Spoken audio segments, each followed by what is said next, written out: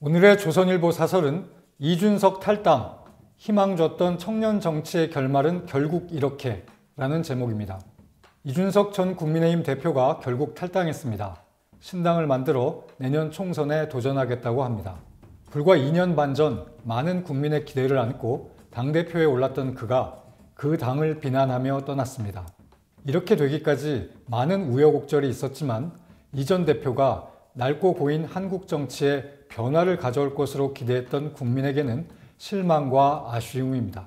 이 전 대표는 저에 대한 처우, 저에게 가해진 아픈 기억 때문에 탈당하는 것이 아니다라고 했습니다. 그러면서도 연설 상당 부분을 윤석열 대통령 비판에 할애했습니다. 그는 윤 대통령을 상대를 악의 상징으로 만들어 콜로세움에 세우는 검투사라고 비유했습니다. 지금의 전국을 검찰과 경찰이 주도하는 극한 대립이라고도 했습니다. 정치인 이준석을 키운 건 국민의힘입니다. 무명에 가까운 30대를 당대표로 만들어 전국적 인지도가 있는 정치인으로 만들었습니다. 이 전 대표가 민주당에 있었더라면 상상도 할 수 없는 일입니다. 이 전 대표와 국민의힘 사이에 좁힐 수 없는 정치적, 이념적 견해 차이가 있는 것도 아닙니다. 자유시장 경제를 신봉하고 대북관, 안보관도 차이가 없습니다. 이제 와서 그런 당과 사람들을 도저히 함께 할 수 없는 것처럼 말하고 떠나는 것은 공감을 사기 어려울 것입니다. 이준석 전 대표가 탈당하는 것은 모두 윤 대통령과의 불화 때문입니다. 두 사람이 언제부터 왜 불화하기 시작했는지는 잘 알 수 없습니다.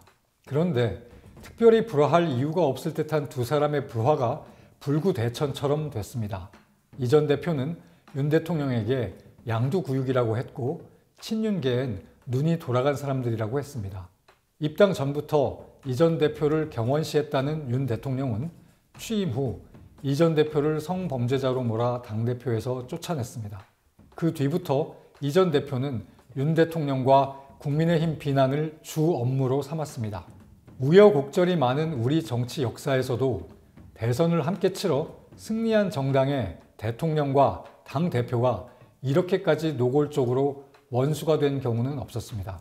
대선 승리 정당인데 축제 분위기가 며칠도 없이 거의 매일 불화였습니다. 지금 대통령 국정에 대한 부정이 긍정의 2배나 되는 국민의 평가는 이런 피로감이 반영된 결과이기도 합니다. 국정을 책임지게 됐는데도 국민보다는 자신들의 감정을 앞세운 충돌이 끊임없이 벌어지는데 좋은 평가를 할 국민이 많을 수가 없습니다. 이준석 전 대표가 앞으로 어떤 길을 가게 될지 모르지만 희생과 헌신, 긴 호흡, 진중한 언행 없이 지금과 같은 모습만으로 더 성장할 수 있을지는 의문입니다. 한때 희망을 줬던 청년 정치가 결국 이런 결말을 맺습니다. 오늘의 조선일보 사설이었습니다.